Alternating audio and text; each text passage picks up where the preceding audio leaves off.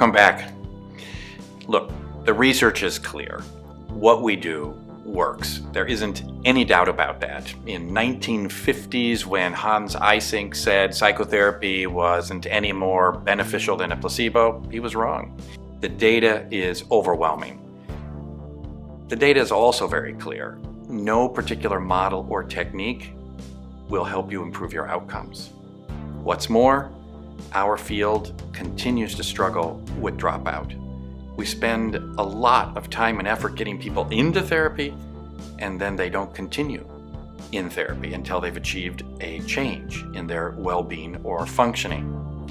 In addition, a significant percentage of the people that we work with who do stay, 30 to 40%, end up experiencing no benefit despite an outlay of time and money. How can we get better?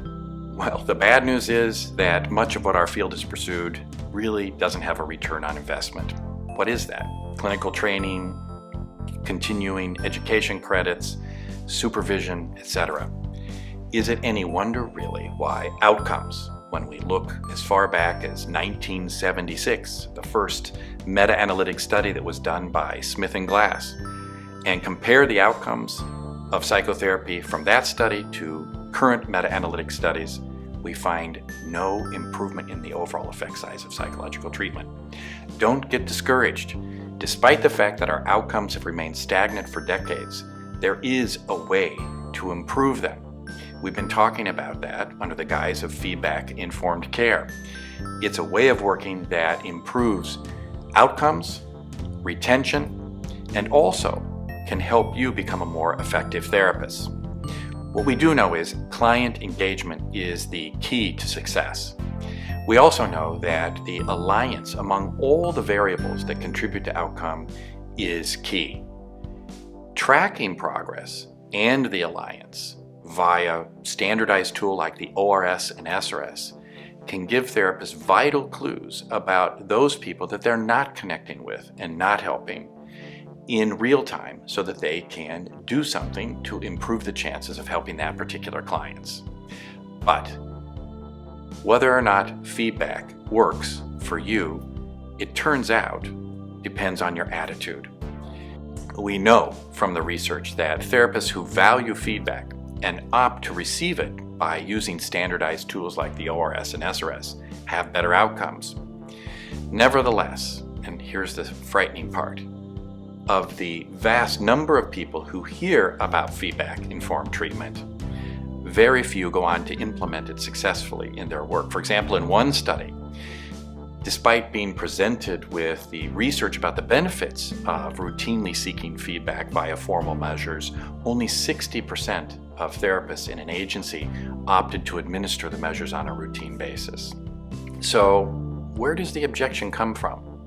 When I talk to therapists, they frequently say things like, well, maybe the clients won't like it. But here again, there's actually some research evidence to say that's not the case. When surveyed, 92% of people in healthcare say that they like the use of outcome measures. This suggests, sadly, that most of the objections tend to come from therapists, that our attitude about using formal paper and pencil measures might get in the way of this critical process. It turns out that how therapists feel about outcome measures also influences what they do with the feedback when they receive it. In fact, those therapists who do use feedback, according to research by Wolfgang Lutz out of Germany, only discuss it about 60% of the time with their clients. Only 27% of the time do they adjust therapeutic interventions. And I'm talking about when the client is saying that the alliance between themselves and the therapist is encountering problems and when they're not experiencing progress. Only about 30% of the time do they vary the intensity or dose. And only 9% of the time, about 1 out of 10 cases, do they consult with others about what they might be able to change about the work that they're doing with a client for which there are problems. Suffice it to say, there is little use in asking for feedback and then ignoring it. Among those who never get started, there are some common objections. I understand these. We are busy professionals. One of them is, of course, it just takes too much time. Another is that somehow it might conflict with a particular practitioner's therapeutic style or approach. And the third is that clients won't like it. Now, as I've already indicated, the data seem to say that actually clients value completing the measures. So what we do know is that the attitude the therapist has about administering the forms, doing routine outcome measuring, can really influence the impact of the measures in clinical practice. So much so that the data show that therapist attitudes really predict whether they'll implement ROM successfully in their work. Sometimes when I talk about the measures, I hear an objection from the therapist, and one of those objections, and I think it's a very realistic concern, is that clients won't like it. That's what our whole business is about. Our business is about helping clients. But let me reassure you, the data is actually fairly clear. In a large survey of consumers engaging in treatment, 92% when asked said they valued the opportunity to give feedback via formal measures. So it doesn't really seem to have to do with clients feeling upset by the administration of such tools. Another objection that's quite common is that it will take a lot of time. What I can tell you is that use of the ORS and SRS takes between a minute or two at the beginning and end of each session. But there's a huge return on investment for spending that brief amount of time talking with clients about their experience between visits and, of course, their experience of the visit they've just had. Finally, whenever you're starting to learn something new, of course, there's a sense of awkwardness. You're an experienced therapist. Now you're introducing measures, and many therapists, myself included, start to get feedback that they're not sure what to do with. For example, low alliance scores. What do you do with that?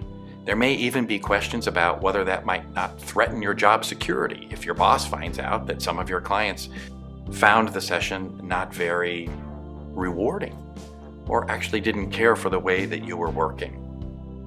Whatever the objection, the data indicate that the return on the investment is large if you can get beyond those. As I said the last time we spoke, using the measures decreases dropouts by as much as half, reduces no-show rates, increases client engagement, and almost doubles the effect size of treatment.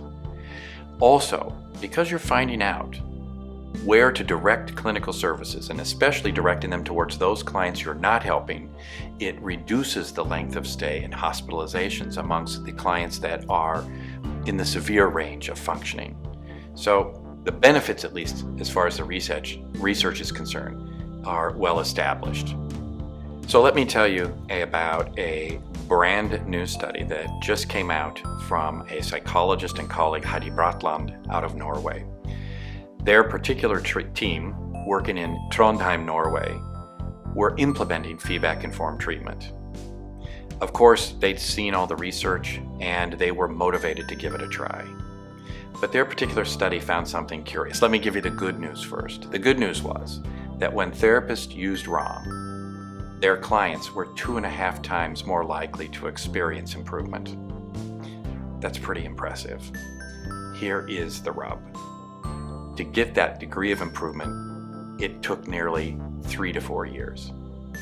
What am I saying? There's a difference between a good idea and implementing a good idea. So you have to be patient with yourself. There's going to be a steep learning curve as you integrate these ideas into your practice. It won't come easy. The scales will also highlight deficits and weaknesses in your performance that you'll have to look for answers to. And yet there's hope. If you stick with it long enough, your outcomes will improve. I'd like to help with that.